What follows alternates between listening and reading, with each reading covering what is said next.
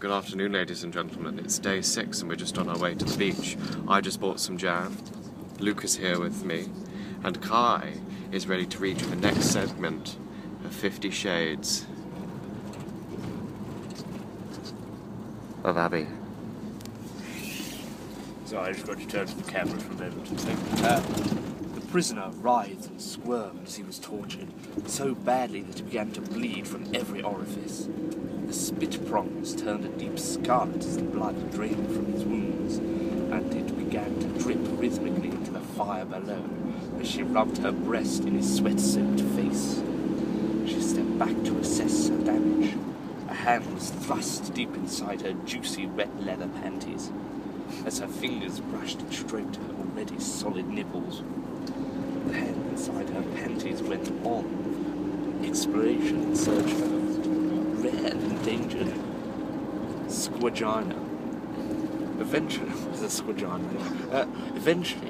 after 2 days of hacking through her matted pubic jungle, she came across the flooded love tunnel and proceeded to penetrate it with her long penis-like finger.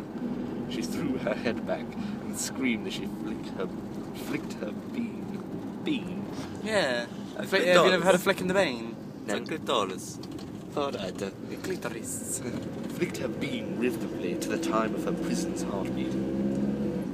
Why is there an asterisk? I don't know. By this point, his lusts were insatiable as he began to assist her in her quest to find the quadrangular glory lost since the days of a lot. Old. This is Dan's bit. His writing is absolutely divine. awful. It's awful. Divine. It's You can just awful. look at it It's here. awful. It's awful. Yeah, look, see? She was 4. Sorry, what?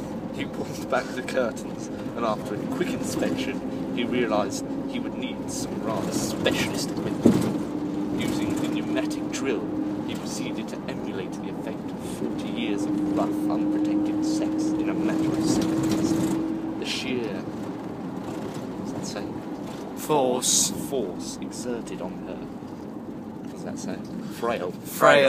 On her frail inner sanctum caused an explosion of totally unimagined proportions, which promptly short-circuited the heavy-duty engineering equipment, and it burst into flames. The structural integrity of the local buildings could not withstand the pressure of the inferno, the pounding of the equipment, the drill, and the raging tempestuous sea of precious bodily fluids. Chapter number 3, back on the streets. She sat on the curbside with her few remaining possessions next to her, while the charred remains of her neighbourhood crumbled around her. All that she had taken... His wife is cooking the meal tonight for his cause, and she's cooking... Mr. Spanner rudely interrupting once again. Fish pie. Oh, how fancy. Anyway. While the charred remains of her neighbourhood crumbled around There's her. lots of vegetables in it as well. Thank you, sir. And there will be dessert, I think. All that she had taken was her extensive collection of crotchless pants, the signed condom by Ron Jeremy, and her gold-plated love egg. Everything else, including her prisoner and Renato, had perished in the fire. The prisoner could not remove himself from the heavy spit in time, and died from the inhalation of rancid fumes and from the searing heat of the metal spit. Renato was gone too. As soon as the siren sounded in the street, he froze to the spot, mistaking the drowning wail as police sirens, and began to experience vivid flashbacks of when he picked up the soap in the prison showers.